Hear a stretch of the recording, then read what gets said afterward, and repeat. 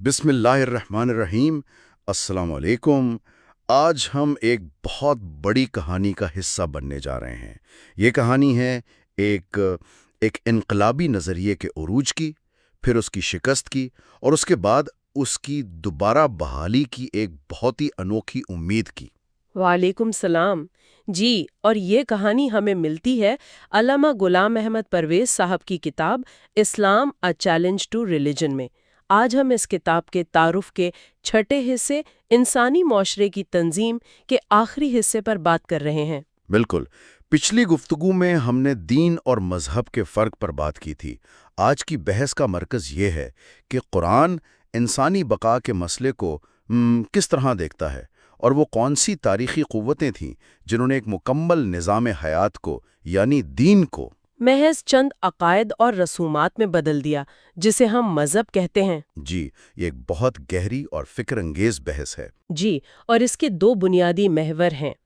پہلا، بقا کا قرآنی تصور، جو صرف جسمانی نہیں ہے بلکہ انسان کی شخصیت اور خودی کی بقا کا بھی احاطہ کرتا ہے، اور دوسرا وہ تاریخی عمل جس نے اس تصور کو معاشرے سے عملی طور پر ختم کر دیا۔ آئیے اس کا گہرائی سے جائزہ لیتے ہیں۔ آئیے اس کو کھولتے ہیں۔ مصنف کی شروعات ہی بڑی آپ کہہ لیں چونکا دینے والی ہے۔ وہ کہتے ہیں کہ قرآن انسان کی سب سے بنیادی جبلت یعنی اپنی بقا کی خواہش کو نہ صرف تسلیم کرتا ہے بلکہ اس کا حل بھی پیش کرتا ہے۔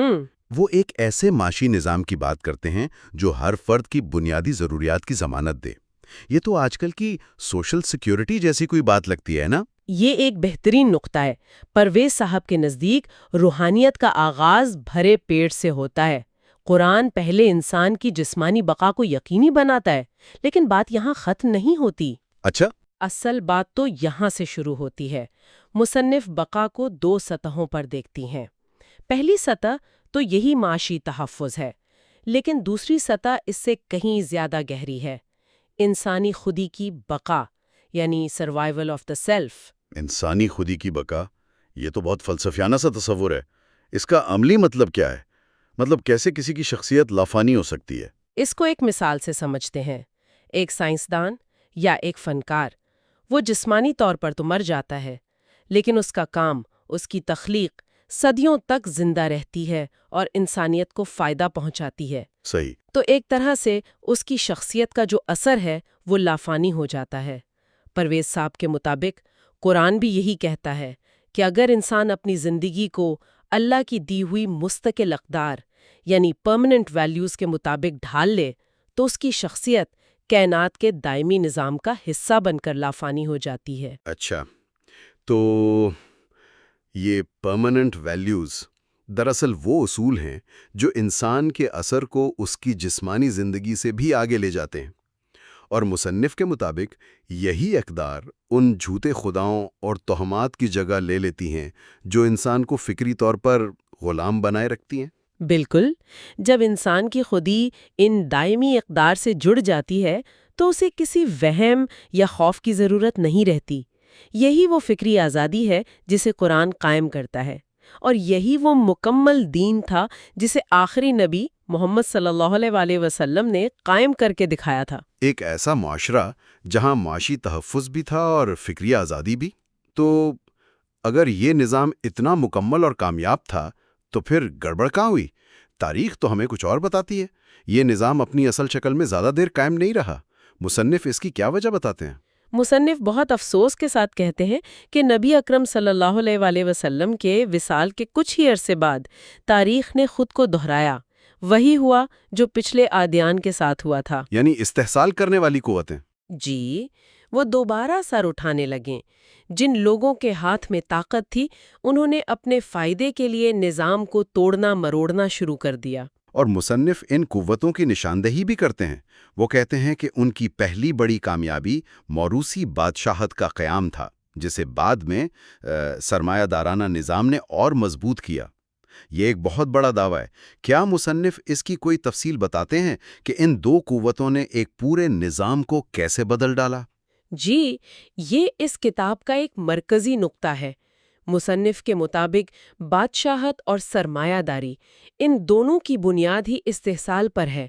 یہ نظام تب تک پھل پھول نہیں سکتے جب تک وسائل چند ہاتھوں میں نہ ہوں اور عوام کی اکثریت معاشی طور پر کمزور نہ ہو۔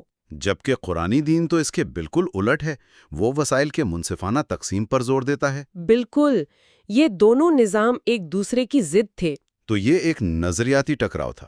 بادشاہوں اور سرمایہ داروں کو یہ احساس ہوا کہ جب تک قرآن کا اصل دین نافذ ہے، ان کے مفادات محفوظ نہیں رہ سکتے۔ بالکل، تو انہوں نے ایک بہت ہوشیارانہ چال چلی۔ انہوں نے نظام کو براہ راست چیلنج کرنے کے بجائے اس کی روح کو ختم کرنا شروع کر دیا۔ انہوں نے دین کو مذہب میں تبدیل کر دیا۔ دین کو مذہب میں؟ اس کو یوں سمجھیں کہ دین ایک مکمل آپریٹنگ سسٹم تھا جو پورے معاشرے کو چلاتا تھا، جبکہ مذہب محض ایک ایپ ہے۔ واہ، کیا بہترین مثال ہے۔ ان قوتوں نے آپریٹنگ سسٹم کو ہی ڈیلیٹ کر دیا اور لوگوں کو صرف ایک ایپ تھما دی جس میں کچھ رسومات اور عقائد تھے۔ اور آپریٹنگ سسٹم ختم ہو گیا تو سماجی انصاف، معاشی مساوات، فکری آزادی جیسی جو بنیادی فنکشنز تھے وہ بھی ختم ہو گئے۔ بس چند رسومات رہ گئیں جو کسی کے اقتدار کو چیلنج نہیں کرتی تھیں۔ یہی ہوا، اسلام جو ایک فعال اور انقلابی ضابطہ حیات تھا، آہستہ آہستہ محض چند ذاتی عقائد اور بے روح رسومات کا مجموعہ بن کر رہ گیا۔ اس کی انقلابی روح ختم ہو گئی اور یہ بھی تاریخ کے باقی مذاہب کی طرح ایک جامد مذہب بن گیا۔ ٹھیک ہے، تو نظام کو بگاڑ دیا گیا۔ یہ کہانی تو تاریخ میں بار بار دہرائی گئی ہے، لیکن مصنف کہتے ہیں کہ اس بار ایک بہت بڑا فرق ہے، ایک ایسی چیز ہے جو اس کہانی کو مایوس کن انجام سے بچاتی ہے۔ جی، اور یہی اس کتاب کی امید کی بنیاد ہے۔ مصنف کہتے ہیں کہ پچھلے انبیاء کی تعلیمات کے ساتھ یہ ہوا کہ وقت کے ساتھ ساتھ ان کے اصل صحیفے بھی بدل دیے گئے یا گم ہو گئے۔ لیکن اسلام کے معاملے میں بھلے ہی مسلمانوں نے اس کے نظام کو چھوڑ دیا، اس نظام کا اصل دستور یعنی قرآن اپنی ابتدائی شکل میں مکمل طور پر محفوظ رہا۔ ایک لفظ یا ایک زیر زبر کا فرق بھی نہیں آیا، تو گویا سورس کوڈ بالکل محفوظ اور اصلی حالت میں موجود ہے، بھلے ہی لوگ جو سافٹ ویئر چلا رہے ہیں وہ بگڑا ہوا ہے۔ اس کا مطلب تو یہ ہوا کہ ایک سسٹم ریسیٹ ہمیشہ ممکن ہے۔ آپ نے بالکل صحیح پکڑا، یہی مصنف کا مرکزی نقطہ ہے۔ وہ کہتے ہیں کہ اسی لیے قرآن انسانوں کو مایوس ہونے سے روکتا ہے۔ وہ کہتا ہے کہ مایوس نہ ہو، اصل ضابطہ تو موجود ہے، بس اسے ایک موقع دینے کی ضرورت ہے۔ جی، اگر انسانیت اس اصل قرآنی نظام کو نافذ کرے تو وہ آج کی پستی سے نکل کر دوبارہ عظمت اور کامیابی کی بلندیوں تک پہنچ سکتی ہے۔ اور اس قرآنی سماجی نظام کا خلاصہ کیا ہے؟ مصنف اسے کیسے بیان کرتے ہیں؟ اس کا خلاصہ یہ ہے کہ انسان کائنات میں چھپی ہوئی فطرت کی قوتوں کو تسخیر کرے، یعنی سائنسی اور تکنیکی ترقی کرے، اور اس ترقی سے حاصل ہونے والے تمام وسائل اور فوائد کو اللہ کی کتاب میں دی گئی ابدی اقدار کے مطابق پوری انسانیت کی بھلائی کے لیے استعمال کرے۔ کسی ایک طبقے یا قوم کے لیے نہیں، بلکہ تمام انسانوں کے لیے۔ جی، جیسا کہ قرآن میں ایک جگہ اصول بیان ہوا ہے، فَأَمَّا الزَّبَدُ فَيَذْهَبُ جُفَاءً وَأَمَّا مَا يَنْفَعُ النَّاسَ فَيَمْكُثُ فِي الْأَرْضِ، جس کا مفہوم مصنف یہ بیان کرتے ہیں کہ جھاگ تو اڑ کر ختم ہو جاتا ہے، لیکن جو چیز انسانوں کو نفع دیتی ہے وہی زمین پر باقی رہتی ہے۔ بالکل، یعنی آخر کار صرف وہی نظام زندگی باقی رہ سکتا ہے جو پوری انسانیت کے لیے فائدہ مند ہو۔ جی، اور شاید اسی احساس نے مصنف کو یہ کتاب لکھنے پر مجبور کیا۔